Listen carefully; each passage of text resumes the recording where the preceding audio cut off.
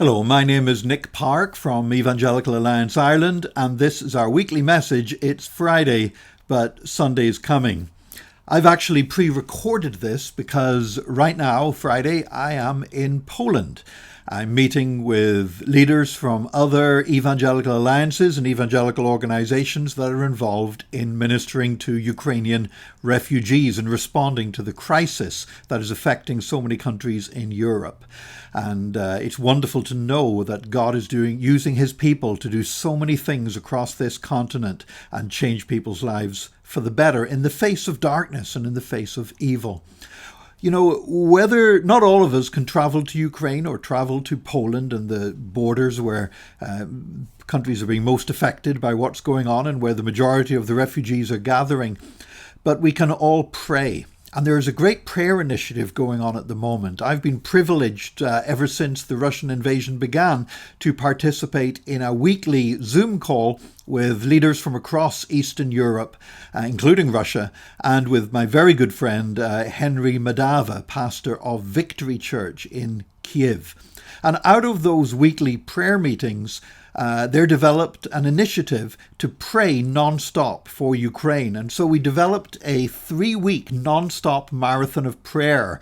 People around the world praying 24 hours a day together as a relay for 3 weeks. And we're now just over halfway through that. The idea behind the marathon of prayer is very simple indeed. Different nations have chosen to cover 1 hour in a day, the calendar, and take that same time slot every day.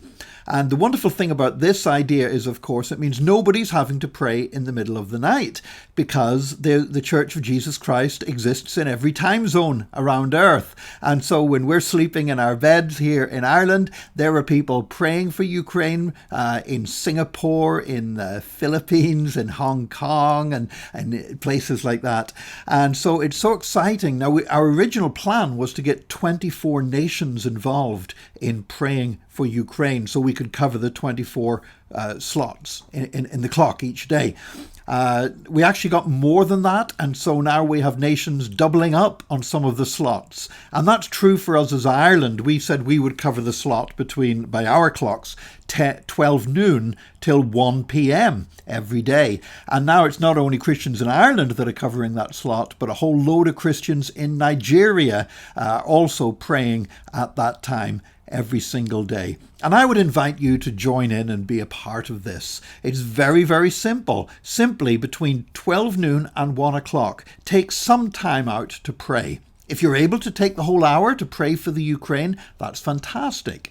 If you're not, take a few minutes. You know, there's people all over the country and all over Nigeria are praying for that hour, and we're covering it together. And together with all the other nations that are participating, including believers in Russia, we're covering the whole 24 hours so that non-stop prayer for Ukraine is ascending to the Lord every single minute of every day. And we're going to continue that until the 3 weeks is completed, which has about another 10 days to go until that is finished. So please join with us for praying for the Ukraine. You know, God's been doing great things in the Ukraine in the past, and I believe God will continue to do great things for Ukraine in the future.